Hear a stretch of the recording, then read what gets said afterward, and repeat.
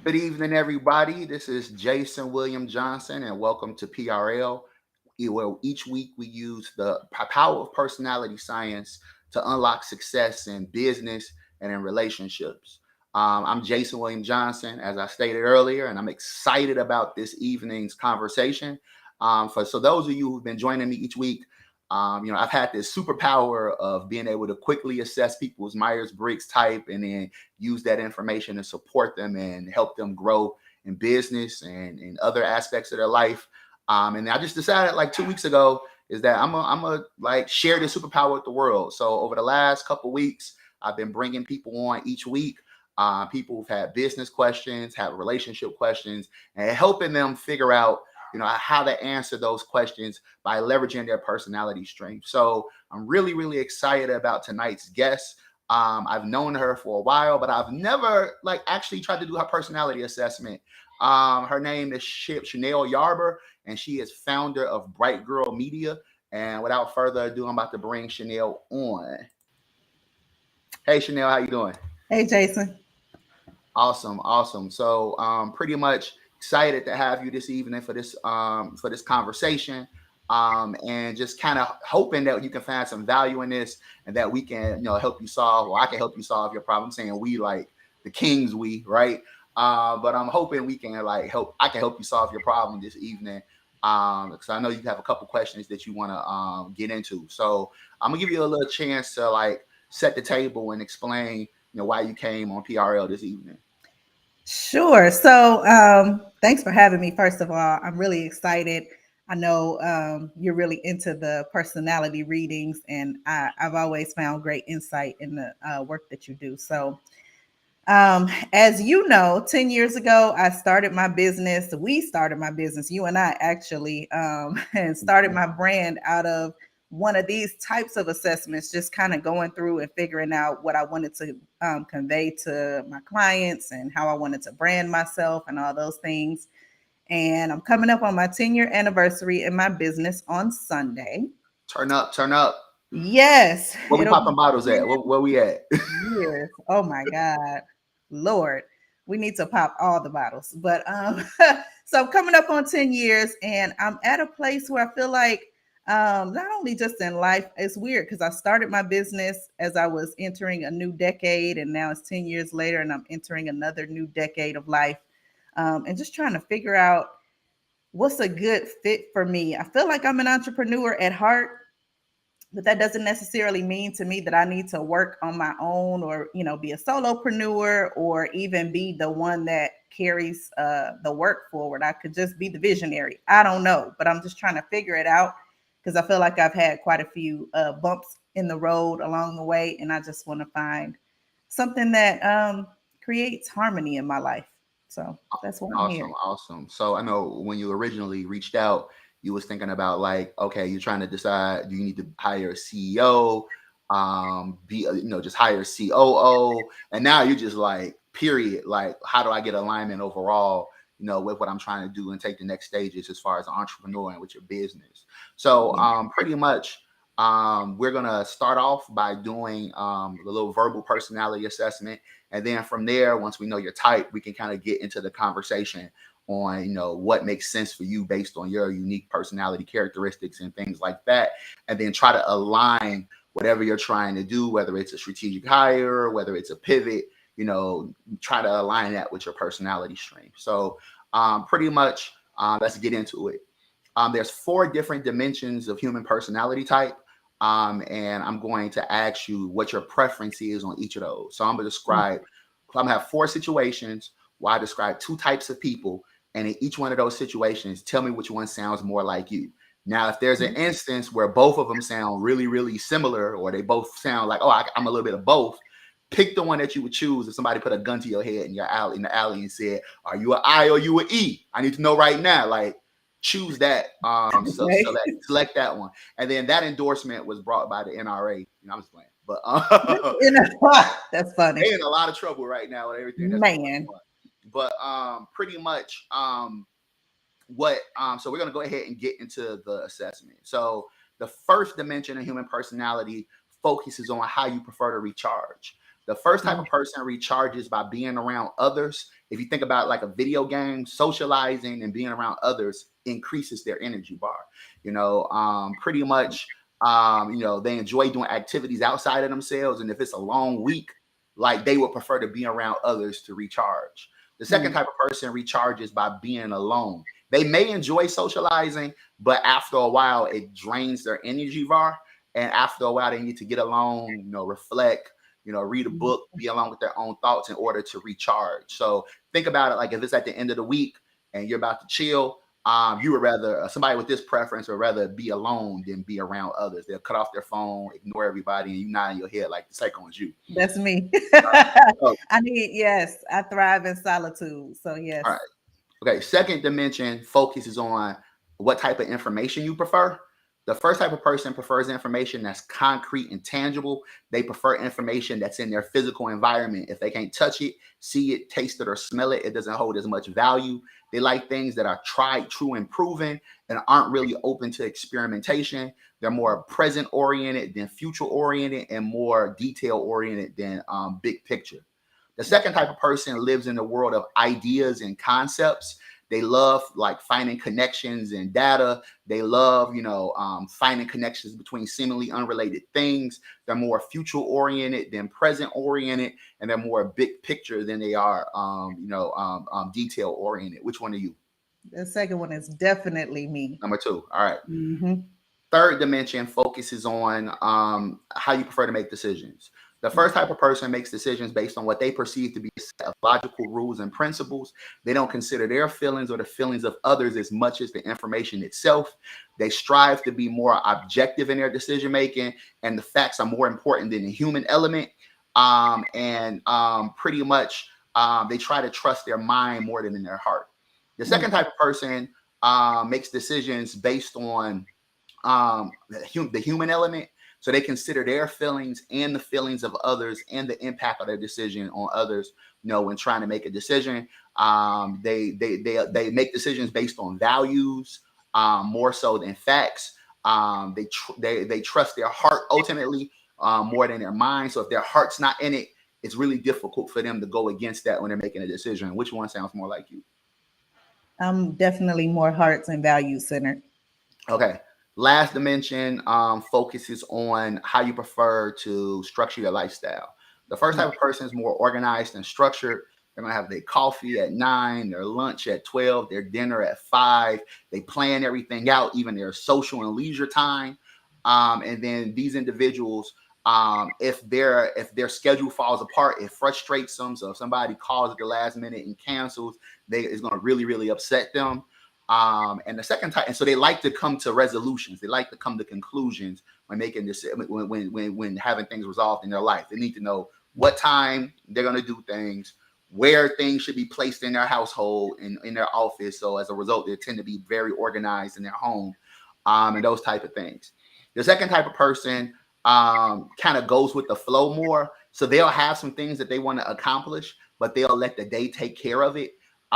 These individuals are, very, very flexible. So if something comes up and they have to push a deadline back, if it's not mission critical, they have no problem doing it several times.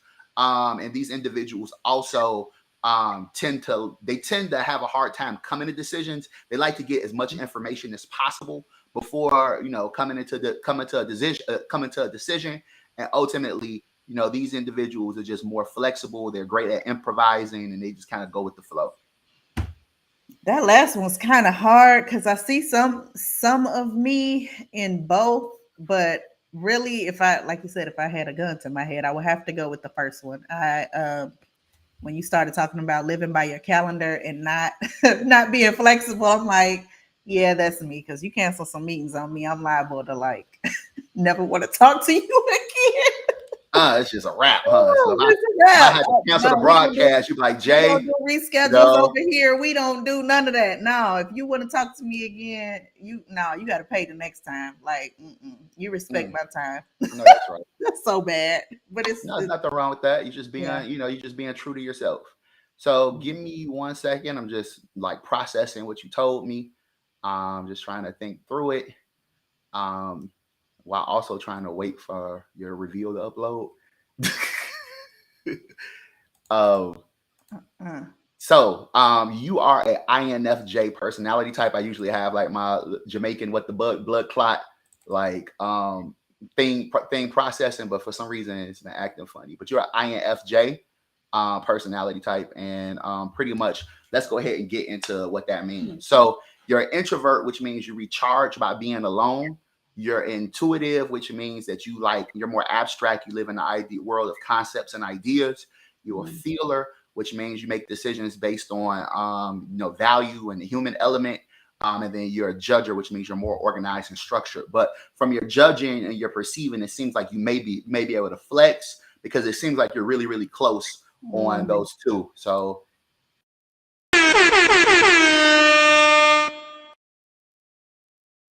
Inspire.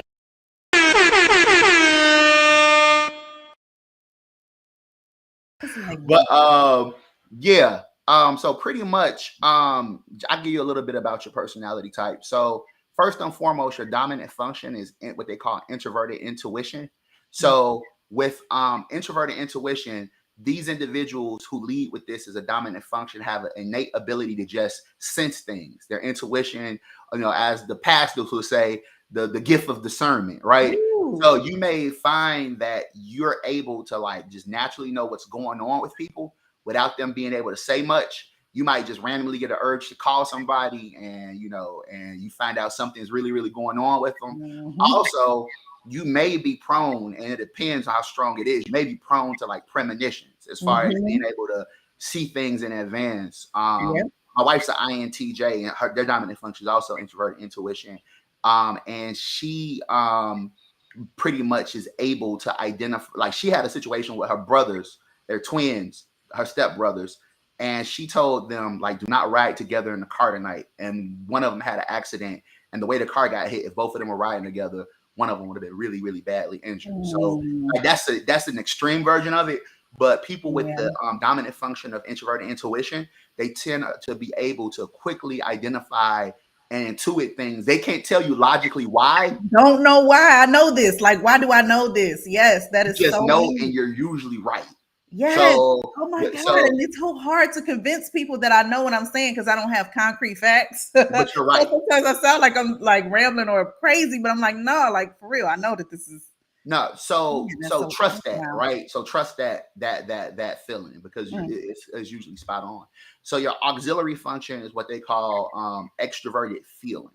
So extroverted feeling is the function that causes us to show care and concern for others externally.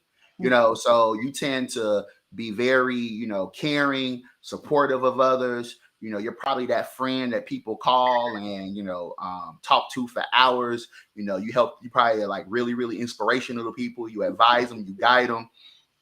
But the thing is only to an extent. So you're part of the inspirer temperament, and people with the inspirer temperament, ENFP, INFP, ENFJ, INFJ, they'll definitely support you and do whatever they can to support you until they realize that you're not really right.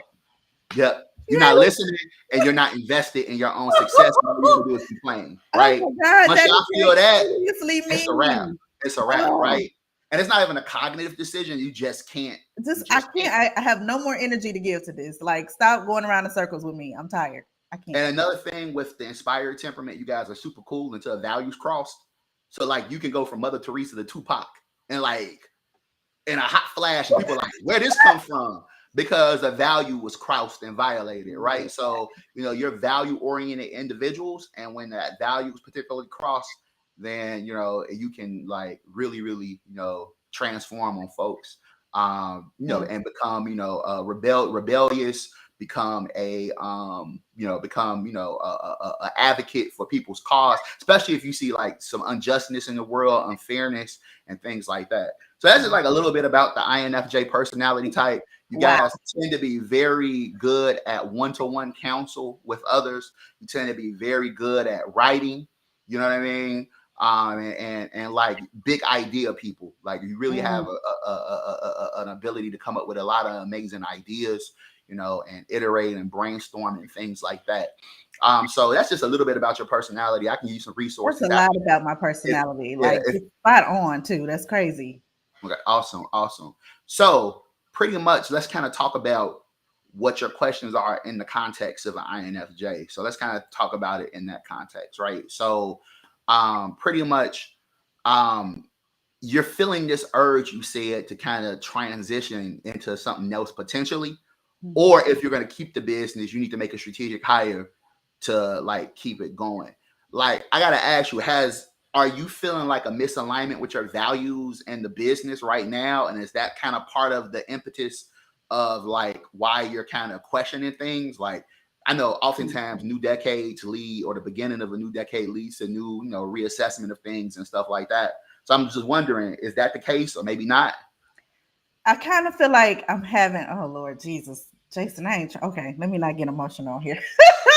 I kind of feel like I'm going through a midlife crisis. Okay. I'm getting ready to turn 40 next month. And it's like the things that I did in my 30s. I started this business at 29, getting ready to be 30. And the things that I did then and what mattered to me then doesn't really matter to me anymore. Then it was more about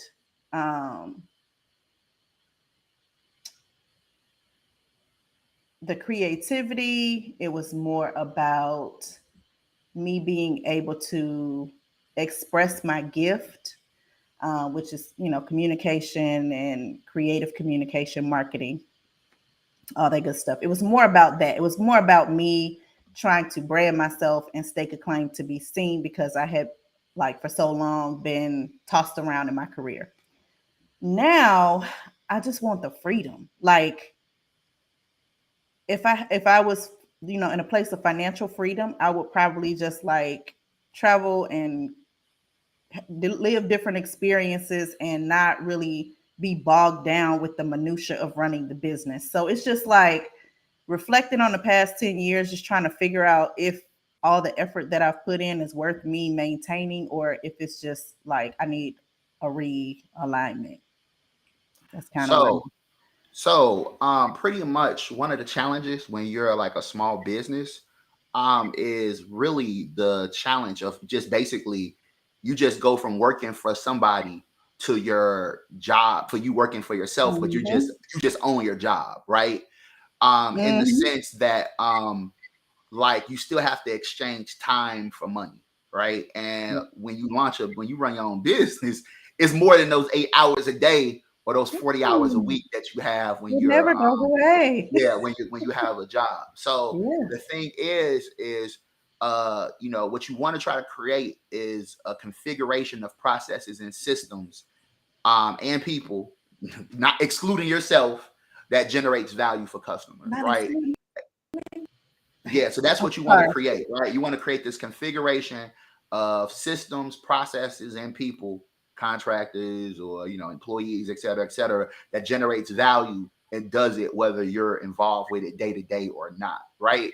So if you're going to keep the business, it becomes about how do you scale, right? And Mhm. that's why I think like where you may lie, because it seems like obviously you're passionate about the work that you're doing, but you're also passionate about like creating a lifestyle for yourself, right? So you want to think about the balance of those two things, right? And one of the things I always say, like, always don't say I can't, say how can I, right? Because some people will be like, well, Mhm. I can't continue to, I got to close this business because I got to do everything myself. I can't, whatever. How can we create scale? How can we Yeah. create freedom for you in the business? And I think that's one of the things that we kind of need to like think about and try to understand. So give me a little bit of more information about like your operations, if you don't mind. Like how does your operations go?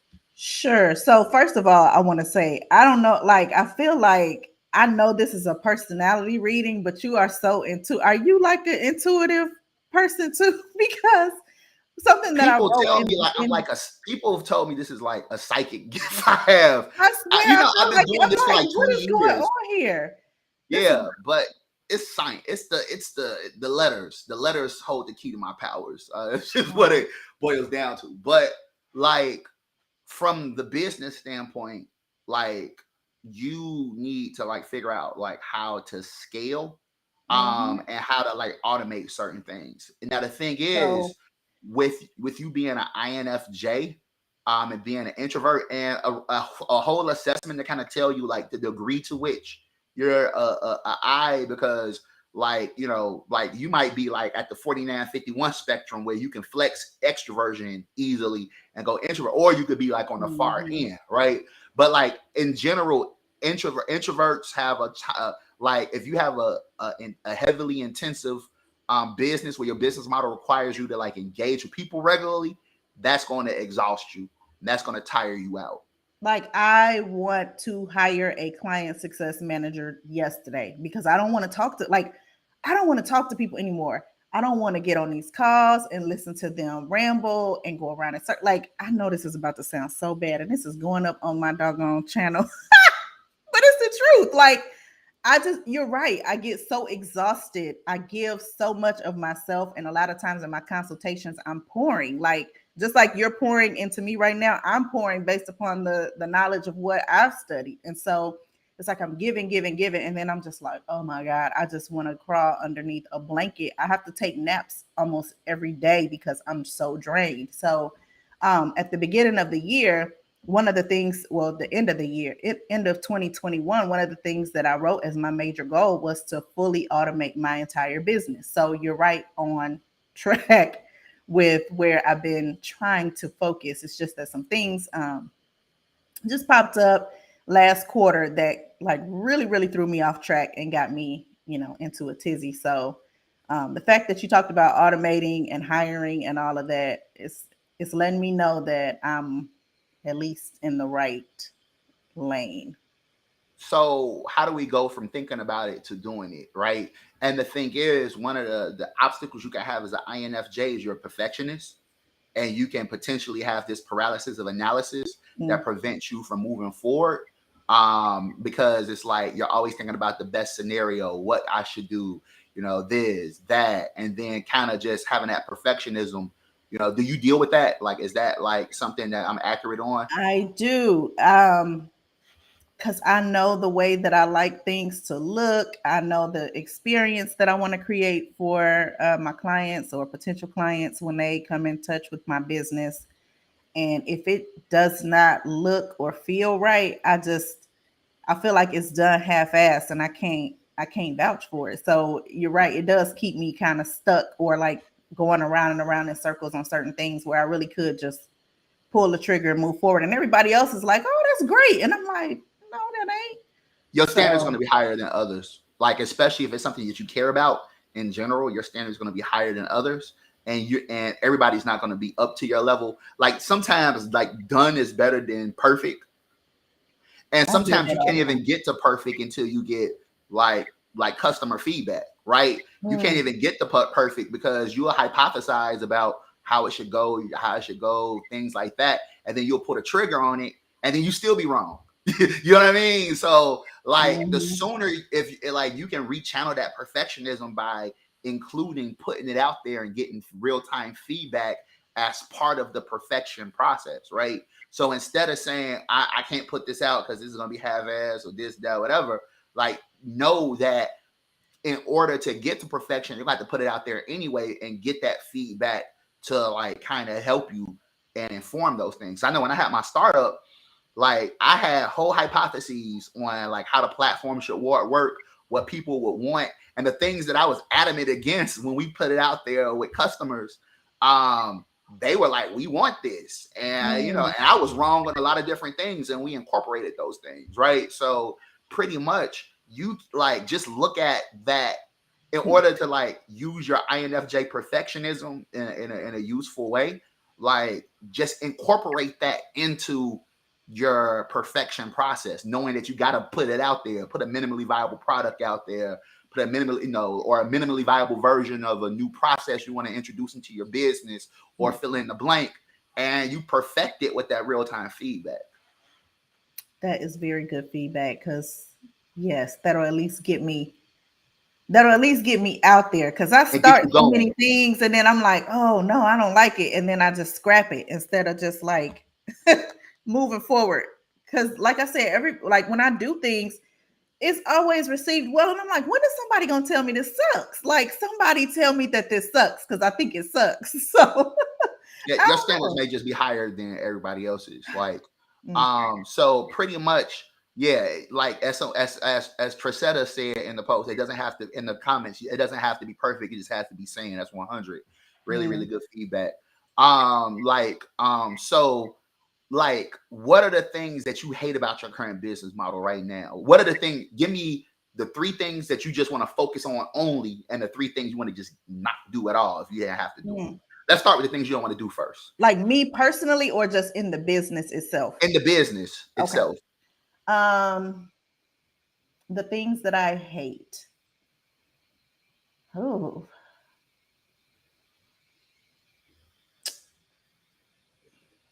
Or drain you. okay. So those client calls, like Hate, I just said. drain, all of the things that have a negative impact on you.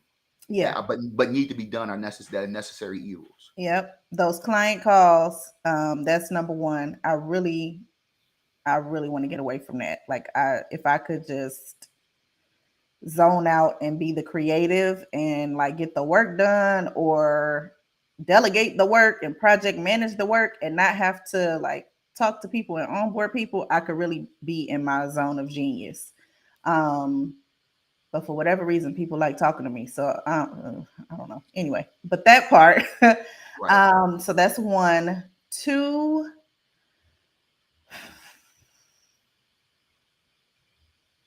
So I've done a lot of outsourcing or white labeling. No, Trisetta, the funny part about that, she said selling. No, I actually like selling. It's weird. Like when I'm talking to people on the phone and I'm selling, I'm normally good because I always have an objective in my mind. It's just when they start coming back and forth with a whole bunch of foolishness is when it like drains me. And it happens a lot. So um and I have a lesson that I learned based upon that too. It was really mainly the people that I was attracting at some point, and their level of proficiency and where they were in business. It was draining me, so that caused me to have to like go back and try to reorganize my ideal client avatar. So that was one. Two. Oh, so I outsourced quite a few things. Have freelancers and things like that. Um, but I really don't care to continue to work like that because I need people that have ownership of their work and they're not just like thinking of it as a project. I want them to like buy into the brand and understand fully what it is that they're doing so that they can deliver, not necessarily at the level that I deliver, but at least with the same heart and the same intent that I deliver. So that's another thing that has frustrated me is just finding really good, you know, good people to work with. And the third, um,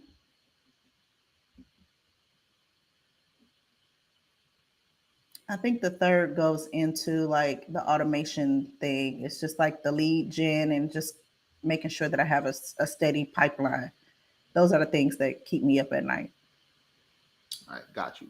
So I Mhm. always say if you so there's a couple different ways to solve the problems of like getting like the things off your plate that you don't enjoy doing. Automation is one. Hiring or contracting is another one. As far as like a client success manager, I always tell like people who are solopreneurs thinking they're looking for their first hire, like what are the operational things or the things in the business that are necessary that you hate, that you like doing the least. That's your first hire, in Mhm. general, right?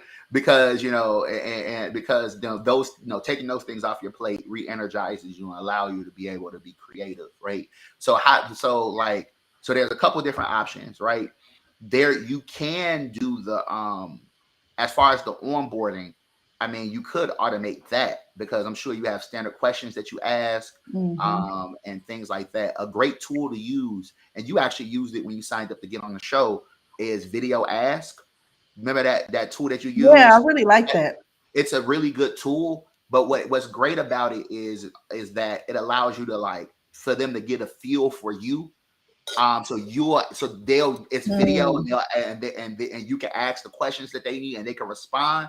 And the cool thing about it is you can respond at your leisure. So all of those responses actually go to your inbox, and then you can reply via video message back, via text back, or whatever that medium is. And so it gives you so you can get all of the questions answered and actually have a conversation with them without you just sitting there and having a conversation and it devolving into other things and people being off onto a tangent. Because like if they're just only answering what's being prompted to them, that can help with your onboarding process as far as so they'll still get you, but it's not like you're having this conversation with them. You can reply at leisure, as needed and things like that. So that's a way to automate your process.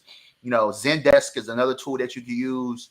You can do like a bot, and then you can like pre-program it with the certain responses that need to be done and things like that. But there are like client success solutions where you can automate those things and you don't necessarily need to hire somebody per se. So before you go to hiring route, I would actually look and see which one of those solutions may fit for you. Video ask, Typeform, if you just want to keep it simple. But like, yeah, those are things that you can use to kind of like ramp up your onboarding process and kind of take the emotional energy away from it, because pretty much you're also an empath. INFJs tend to be empaths. So like what ends up happening is that if there's like a heaviness to their energy or like something like that with their energy, you will feel that and it'll affect you. So like it also protects you from that also. So I would think about like how you can automate those things, because if those are the only core things that are like the challenges with the business, those are just operational solutions you can come up with to resolve and then allow you to be able to focus on your creativity and things like that. Another thing I would think about doing is I would kind of think about like strategically scaling, right? Where like maybe like less and less of you gets involved in the business, per like over a period of time. Like, so pretty much I know you I know you kind of have challenges with like dealing with contractors, but there are some dope ones out there. You just got to find them, right? One of the things that I always tell people is like whether they looking for like the perfect job, perfect partner, perfect employee, write down a checklist of all of the things of what that ideal person would be, because then like that way when you come across them you know it.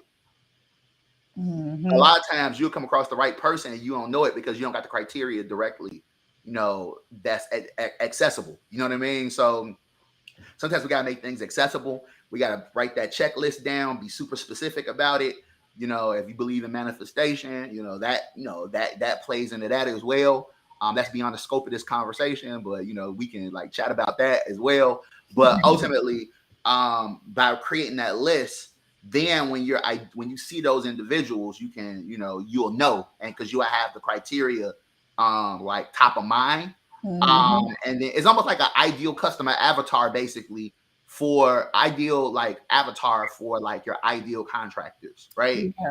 And then pretty much what you may also want to do is like maybe incorporate them into the brand a little bit more and into the business, where like maybe I don't know if you're giving them like their own Bright Girl emails or like things like that. Like think about how you can give them a sense of ownership in the business as well.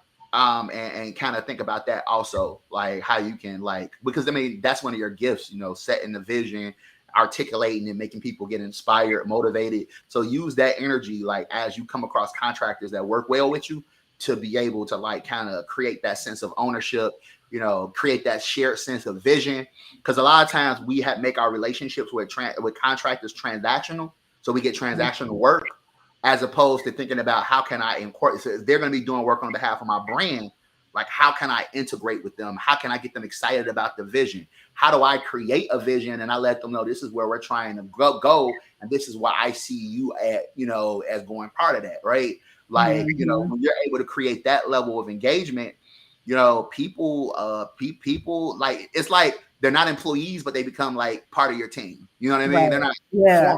They're not formal employees, but they become part of your team until you get to the point where you can scale and you can bring them on like permanently and things like that, right? So think about how you Mhm. can leverage your contractors in that way. Like, okay, you know, maybe this contractor, you give them a title within the organization or things like that. Because if you create transactional relationships with contractors, a lot of times you're gonna get transactional work. So how do you create like a relationship and true relationship and have that show up in the passion? And people want to be part of something bigger than themselves, right? Mhm. So like if you create this vision, you find them people that you work well with, you engage them more in the business, then ultimately what ends up happening is they start trying to help you, you know, get to that vision because you're showing them how they are part of it.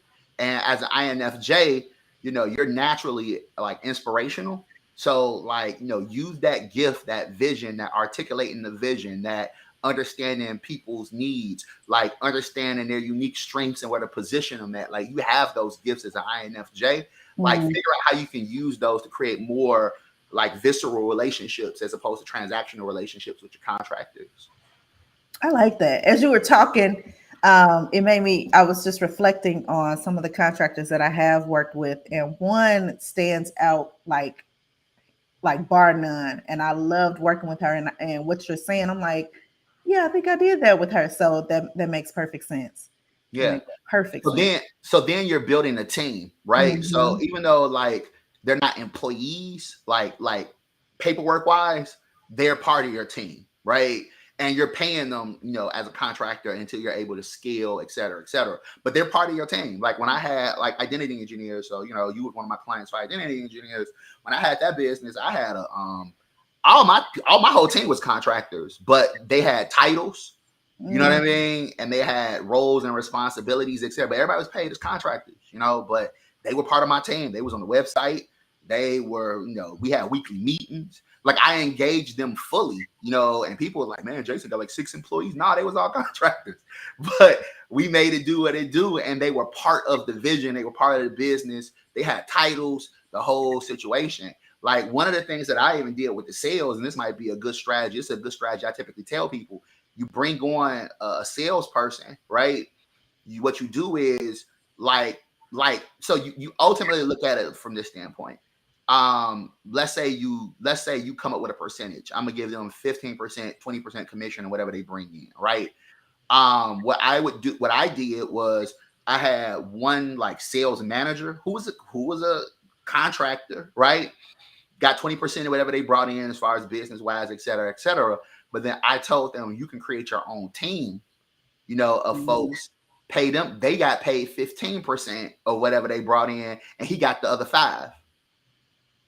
Mm-hmm. So now, you know, I had like a sales team of like 10 people all over Chicago, you know, selling websites, you know, like selling consulting things and everything and all of that. And they were all contractors. And I just built the 20% cost as the cost of doing business. That was my cost of goods sold. You know what I mean? I just built that into the cost of business and built that into the pricing. But I had like a whole team, I had a team of 10 salespeople, like, so, you know, I had one gentleman who was leading the team and he built his team. And what's cool about that model is scalable because whatever the deal is, you're only spending 20%, whatever the Right. deal is, but you can have 3 sales managers. You know what I mean? I never took it that far, but you could theoretically have 3 and you know, they out there trying to get it. So like there's strategies you can take to move yourself out of the business, right? So pretty much you run that sales strategy, right? You automate your onboarding process. You find those contractors that you work with and you build them as part of your team.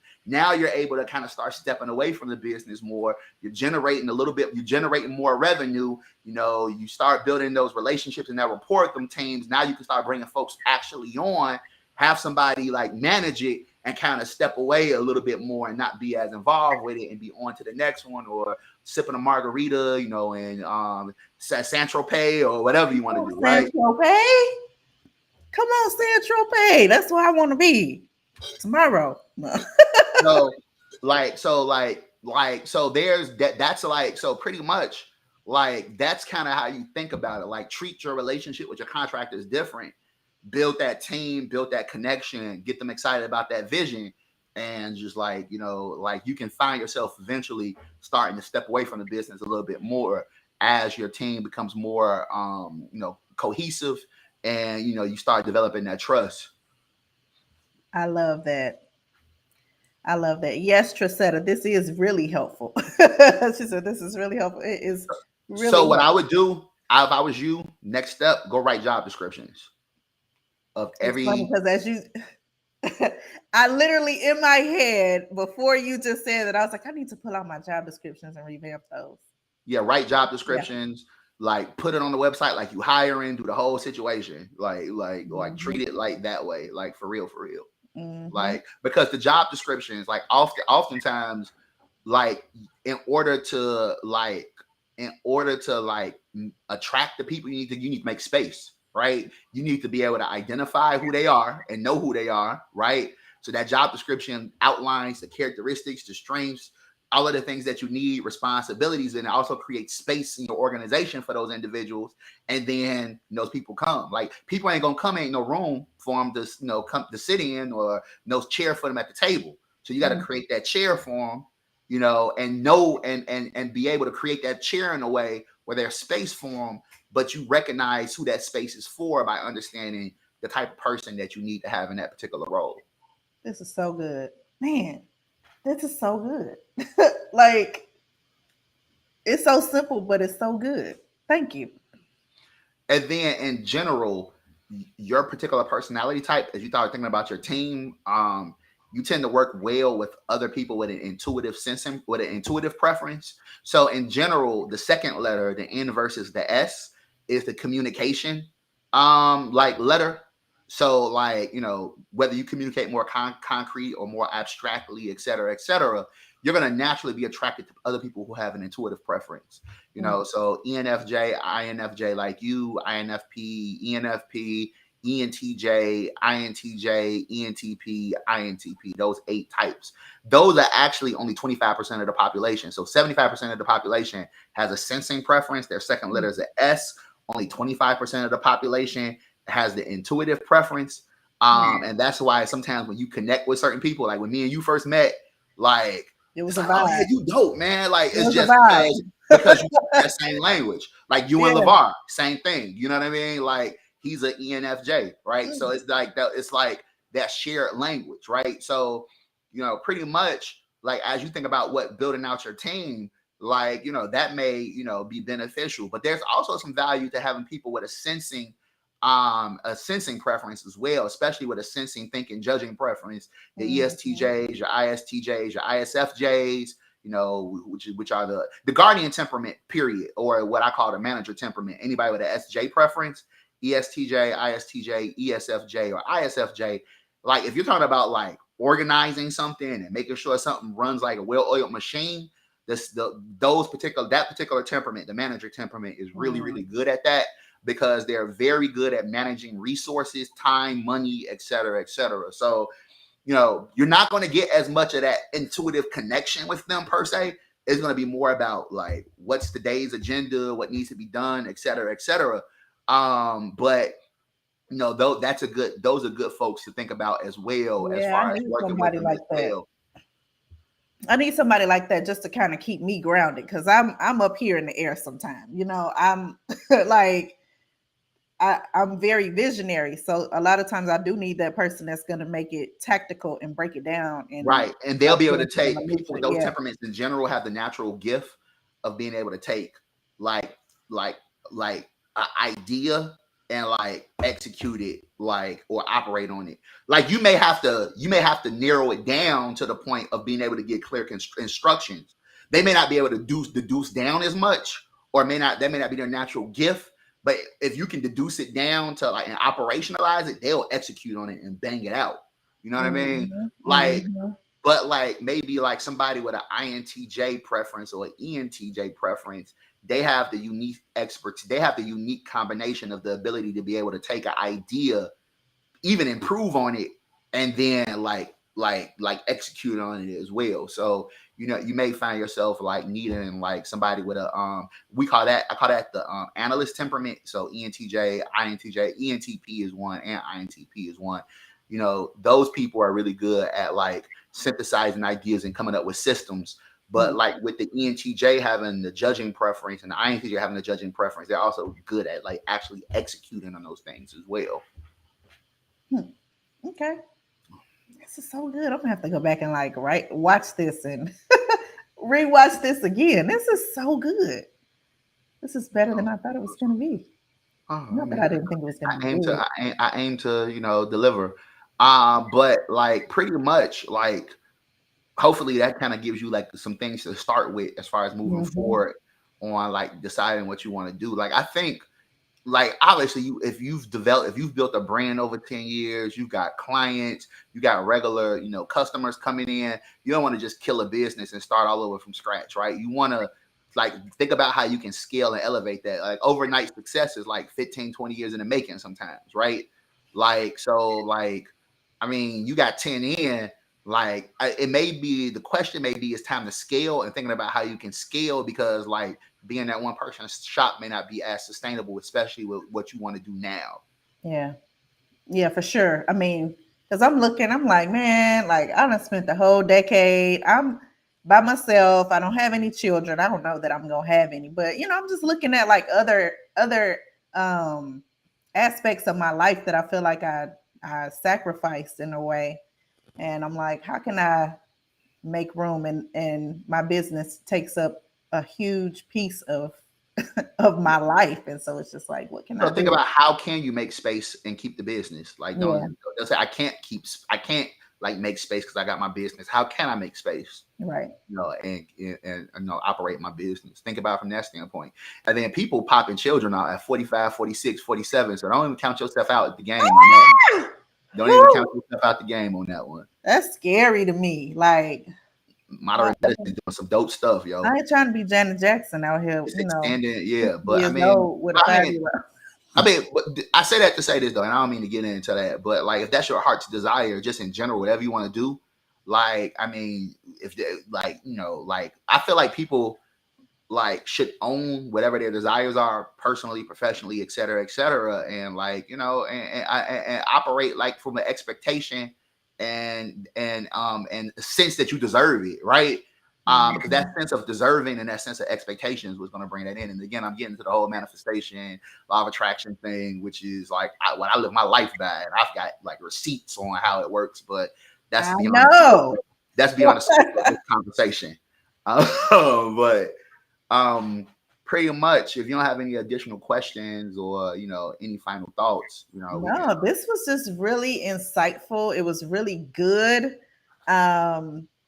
I knew you were the person.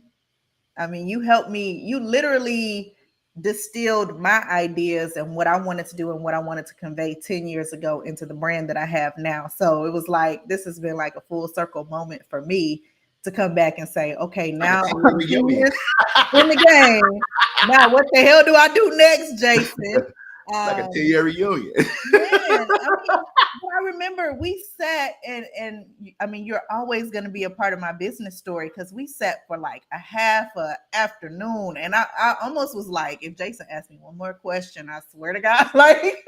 But you asked me such good questions, and it really helped me to formulate my brand.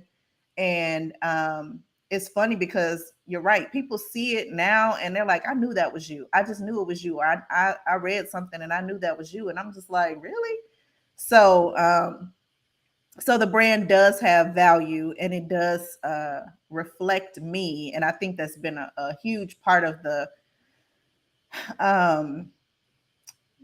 midlife crisis, if you will. Is like separating my identity from the business and figuring out what direction to take it next. So this has been really helpful.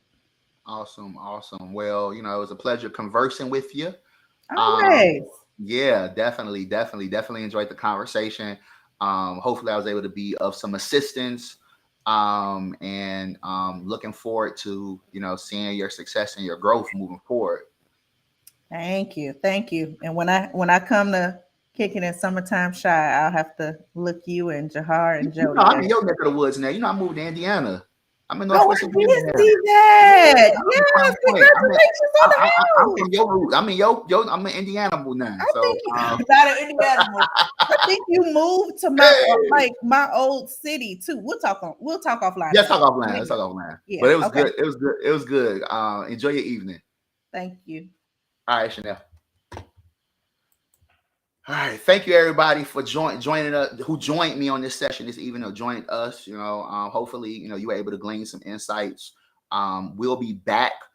So next week I'll be out of town traveling for work, but we'll be picking back up. Was that June 22nd? Every Wednesday, 7 p.m. Central. Personality readings live. We're going to be doing a little bit of a remix with the branding and everything, and focusing more on business moving forward. But those details will be coming soon. And once again, thank everybody for joining us this evening, and I will see you guys soon.